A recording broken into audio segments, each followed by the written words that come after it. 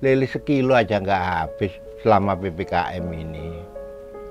Ayam 5 ekor. Nah, gimana? Apa ya memenuhi syarat? Apa cukup buat keluarga? Emang terus terang, aku nggak punya apa-apa, nak. Keadaan merantau tapi nggak punya apa-apa. Terus terang aku kayak gini.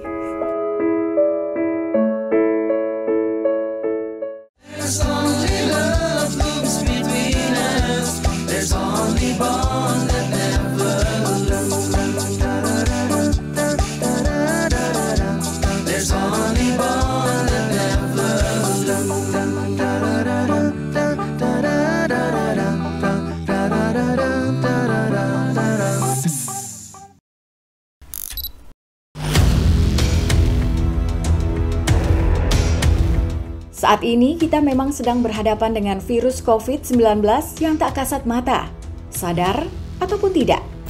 Saudara, penyebaran kasus COVID-19 kian meningkat di ibu kota. Pengungsian isolasi mandiri di luar rumah sakit berjumlah 2.000. Dengan begitu, PPKM level 4 dilanjutkan hingga 9 Agustus. Iya, mereka ada di sekeliling kita. Dan tak ayal, kini muncul varian baru yang semakin merajalela.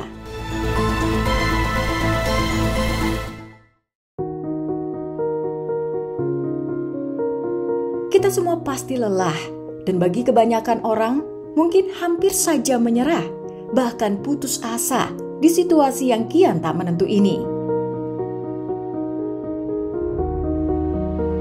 Namun, bagaimanakah kita untuk bertahan hidup di tengah pusaran badai pandemi ini? Tak ada rasanya yang tak rindu bersalaman dengan kerabat, berpelukan dengan saudara, berkumpul dengan orang-orang terdekat di tengah pilu pandemi yang melanda negeri ini. Atau rindu akan nikmatnya ibadah berjamaah dan merayakan hari kemenangan, bersilaturahim bersama sanak keluarga. Namun, apalah daya, rasa itu harus ditahan demi nyawa kita dan juga orang banyak.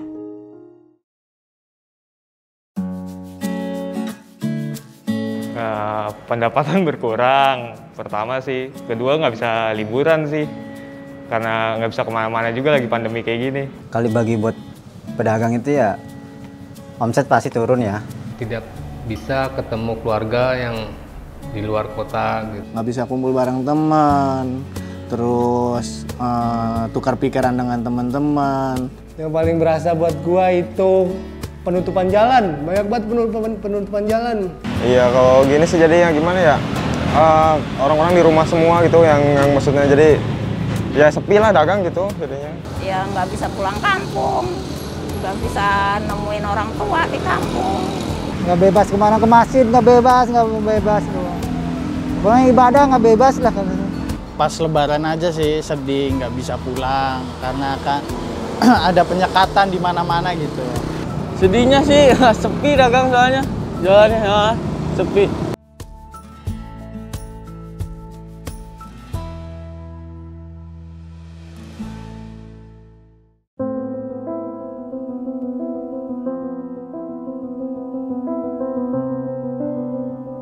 Indonesia adalah salah satu negara dari sekian banyak negara yang merasakan besarnya dampak pandemi COVID ini.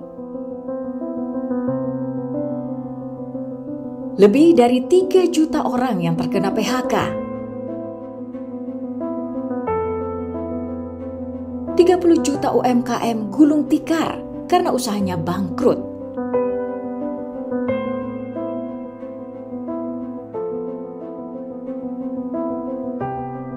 Sampai ratusan perusahaan dinyatakan pailit.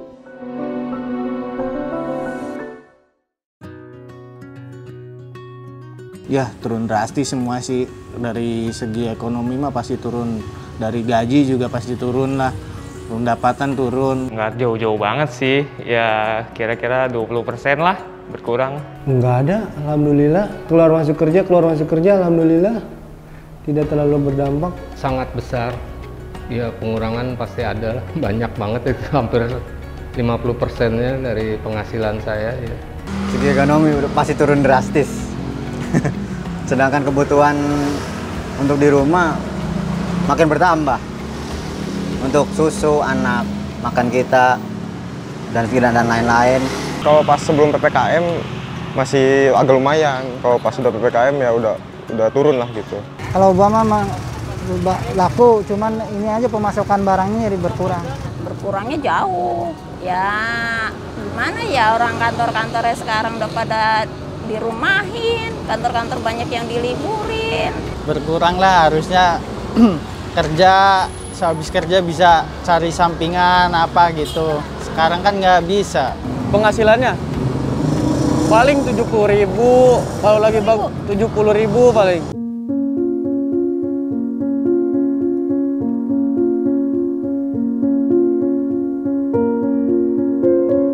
Inilah Bapak Martaji dan istri, salah satu pedagang yang menjadi korban dampak pandemi. Ya, nama saya Pak Martaji, umur saya 66 tahun sekarang. Nama saya Bu Misna, umur saya 60 tahun.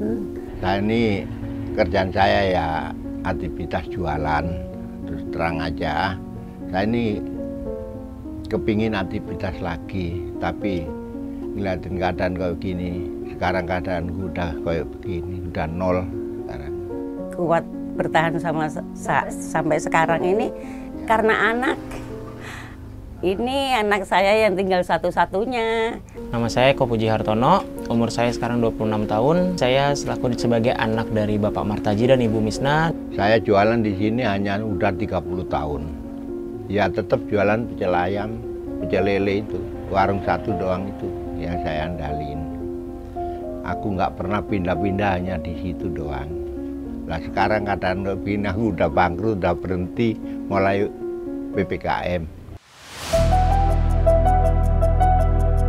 Usahanya yang susah payah sudah dibangun selama 30 tahun belakangan, kini hancur begitu saja ketika COVID-19 melanda.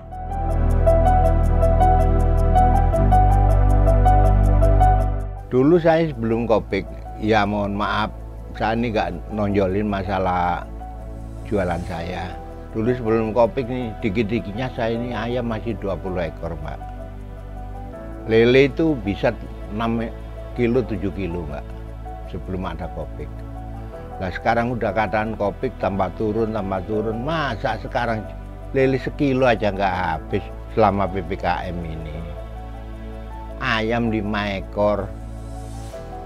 Nah, gimana? Apa ya memenuhi syarat? Apa cukup buat keluarga? Tak pernah terfikir dalam benak Martaji dan istrinya bahwa mimpi buruk akan datang dan usahanya harus berhenti seperti ini. Dan karena jualan berhenti, saya ini udah bangkrut, bener-bener udah nungguin modal, nyari modal dulu. Sudah bangkrut itu, jadi Bapak penghasilannya dari mana? Ya nganggur, nggak ada penghasilan, nggak ada pemasukan. Ya tetap nyari duit pinjaman buat makan per hari-harinya. Iya ya pinjaman ke warung, beras, kayak apapun itu paksa nyari pinjaman. Ya terus terang loh, selama Covid ini rumah walaupun keadaan kok gini 5 bulan belum ku bayar. Mohon maaf loh, walaupun keadaan rumah kayak kandang bebek gini, bener 5 bulan belum ku bayar selama Covid ini. Sebulannya aku terus terang 750. Ya alhamdulillah masih punya pengertian keadaannya kayak gini. Aku janjiin ntar dulu. Seandainya kata anak saya, ntar lah Bu, kalau Eko punya gajian yang benar aku bisa bayar. Kalau sekarang aku belum bisa bayar Bu. Ya Allah, kalau kayak gitu sholat malam, sholat doa, kepinginnya aku punya modal, kepinginnya aku, ya gimana sih namanya hidup di perantauan, kalau nggak kerja, kasihan anak kan, gitu, ngandelin anak mulu. Al-Qurannya ya Allah, yang awalnya aku pengen sehat terus, pengen panjang umur, supaya aku bisa nyari dagangan lagi, biar ada keadaan kayak gini. Terus terang aku pengen ada yang bantu, nyari ke sono sini udah nggak ada. Ya Allah, kasihlah rezeki aku, lancarkanlah usahaku supaya aku gak ngandelin anakku terus, aku gitu. Kasihan anakku baru kerja gitu. Terpukul banget buat saya. Kok bisa sampai orang tua saya, apalagi seorang ibu, menangis, di mana sih anak-anaknya, apalagi anak laki-laki ya, yang ngeliat orang tuanya nangis, itu nggak akan tega. Saya pun ngerasa sedih. Kenapa saya berpikir, saya di umur 26 tahun, kenapa nggak bisa bikin mereka bahagia gitu. Mereka selalu menangis dengan keadaannya mereka, dan saya belum bisa jadi apa-apa untuk bantu mereka. Tiap hari kalau ibu itu nangis, kalau bawa saya ini sih namanya orang laki, saya cekai, udahlah ya Bu, sabar dulu, memang keadaan kayak begini. Emang terus terang, aku nggak punya apa-apa, nak. Keadaan merantau tapi nggak punya apa-apa. Terus terang aku kayak gini. Aku nggak nutup-nutupin keadaanku. Ya aku gini. Siapa sih tak tutupin keadaanku kayak gini? Ya Allah, supaya aku ada yang bantu. Supaya aku ada yang ngasih rezeki. Usahaku tolong dilancarkan ya Allah gitu. Ya Allah, aku minta bantuan dari Allah supaya aku bisa dagang lagi. Ya Allah, lindungilah keluargaku ya Allah. Aku emang setiap malam, setiap sholat doa aku ngomong kayak gitu supaya aku ada yang bantu. Nyari pinjaman udah tutup. Aku belum bisa bayar. Mohon maaf ya nak, aku cerita seadanya, keadaanku emang kayak gini. Harapan Ibu ke depannya, Bu? Harapan aku ke depannya supaya bisa dagang lagi. Kalau ada yang bantu saya, terima kasih. Terima kasih banyak. Aku bisa dagang lagi. Ya Allah. Lancarkanlah usahaku ya Allah. Supaya bisa kerja.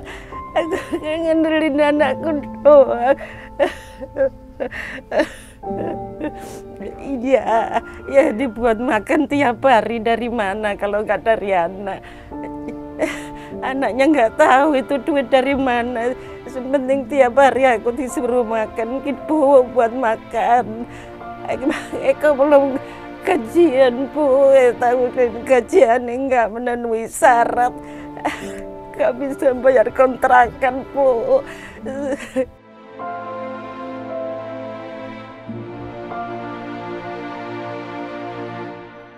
Manusia itu kalau mau punya kesabaran, Bu, kemungkinan masih didukung, didampingi sama Allah yang Maha Kuasa. Kalau manusia itu punya serakah, pikiran serakah, gak kemungkinan, Bu, didampingi Allah yang Maha Kuasa.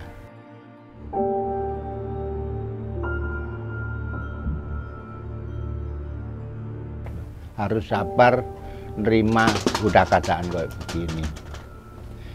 Jauh saya begitu hanya ngerendam, jangan sampai ngeluh terus terjadi pikiran. Apalagi dia itu namanya udah tua, pikirannya kan mudah rentang gitu. Kalau bisa dibilang, saya belum siap kehilangan mereka, tapi juga nggak mau melihat mereka kesusahan. Mendingan saya yang kesusahan nyari duit mati-matian untuk kedua orang tua saya daripada harus orang tua saya yang banting tulang terlebih dahulu gitu. Bisa dibilang, saya bisa apa sih untuk bagian orang tua saya sampai detik ini saya belum bisa. Saya jujur aja, saya iri sama anak-anak lain, cowok-cowok lain yang bisa dibilang di umur 26 di umur 26 tahun udah bisa buat mereka bahagia. Bisa mereka duduk manis, ngasilin atau gendong cucu, atau nggak duduk di bangku. Biar anaknya yang kerja, tapi nggak bisa. Itu yang buat saya terpukul. Bukan tentang orang tua saya sakit atau ekonomi. Saya terpukul, saya belum bisa jadi apa-apa untuk mereka. Saya selalu jadi gagal untuk mereka. Makanya saya cuma bisa berusaha jaga mereka sampai mereka benar-benar bisa sehat. Itu udah seneng banget buat saya. Walaupun saya nggak makan atau gimana, yang penting saya ngeliat orang tua saya senyum, bisa makan, sehat, itu udah cukup. Itu kebahagiaan banget buat diri saya sendiri. Apalagi kemarin mama sakit, ibu sakit, itu saya nggak fokus kerja, udah saya mau narik juga kepikiran orang tua. Ujian dari Allah, harus sabar. Aku cuma mau bilang, aku sayang sama ibu. Tolong sehat sampai aku bisa nantinya menikah, bisa bahagiain mereka. Jangan sampai ninggalin aku dulu. Aku nggak mau kehilangan mereka. Aku benar-benar sayang banget sama mereka. Aku takut banget kehilangan. Intinya aku sayang sama ibuku. Sabar, udah kau ujian. Tiap hikmahnya aja, nak. Supaya hidupmu jadi orang sukses. Aku cuma mau niat satu untuk kedua orang tuaku. Menikmati masa tuanya udah cukup. Biar aku yang bisa bekerja, biar aku yang bisa ngidupin mereka. Mereka menikmati masa tuanya dengan gendong anak atau dengan cucunya mereka, anakku. Aku udah cukup itu aja. Tapi aku nyampe saat ini belum bisa bagian mereka. Mas Haji, Ibu, Mas Eko, ini ada titipan dari Allah. Kita perantara dari The Sungkar Family. Mohon diterima supaya Bapak sama Mas Haji sama Ibu bisa jualan ya. Kurang lebihnya kami terima kasih banyak sudah boleh syuting di sini meliput Ibu Bapak, dan kurang lebihnya kami mohon maaf ya Pak. Ini Pak, mohon diterima. Makasih banyak, nah, makasih. Bantuannya, aduh bisa kerja lagi. Makasih. Sama-sama Bu, Mas Eko, Pak Mas Haji ya Pak. Makasih banyak. Amin ya Allah. Semoga barokah ya Pak. Amin ya Allah. Sama family, terima kasih banyak. Bisa kerja lagi. Sayang, makasih banyak atas bantuannya dari mas-mas dan rekan-rekan semuanya. Mohon maaf kalau saya banyak salah atau keluarga saya yang tidak berkenan untuk di sini. Saya minta maaf ya. Emang kalau ada salah keluarga anakku, aku minta maaf. Makasih banyak ya Allah. Rezekimu ya Allah. Ini berdoa sama Yang Maha Kuasa, dikasih kesempatan panjang umur dan bisa bekerja lagi. Terima kasih banyak sama tim apa Sungkar Family. Makasih banyak bantuannya. Aku bisa dagang lagi. Aku bisa kerja lagi. Ya, makasih semuanya. Semoga dibalas sama Allah. Amin ya Allah. Dana sumbangannya, makasih. Makasih banyak. Ya, aku berterima kasih pada semuanya, pada tim-tim The Sungkar Family. Sungkar Family. Tim Sungkar Family. Aku udah berterima kasih dapat doa restu dari tim Sungkar Family. Aku nggak bisa bantu apa-apa, hanya bantu yang Maha Kuasa. Mudah-mudahan lah semuanya bisa sukses. Udah. Nanti sakit bisa lagi. Lancar Udah. kerja dan Tenangin dulu. Udah bisa ya. aktivitas yang sebaik-baiknya. Ya. Udah.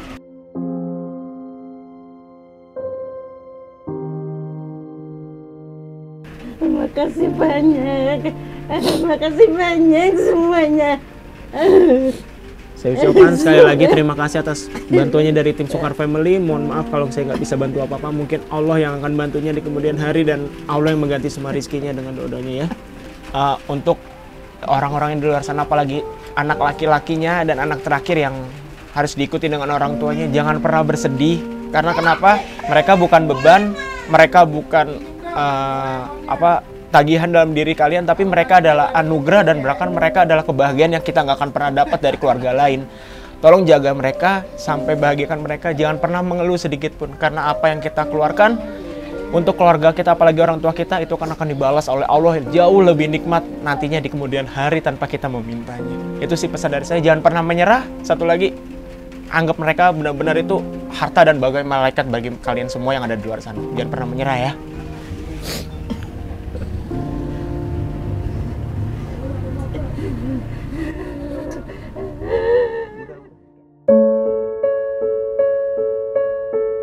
Kita semua tahu bahwa masa-masa ini memang tak mudah untuk dijalani. Ada beban di setiap pundak yang berdiri. Namun tetaplah semangat. Jaga diri kita, taati protokol kesehatan. Kita harus yakin semua ini bisa kita lalui bersama. Dan semoga masa pandemi ini segera berakhir. Dan negeri ini kembali normal layaknya sedia kala.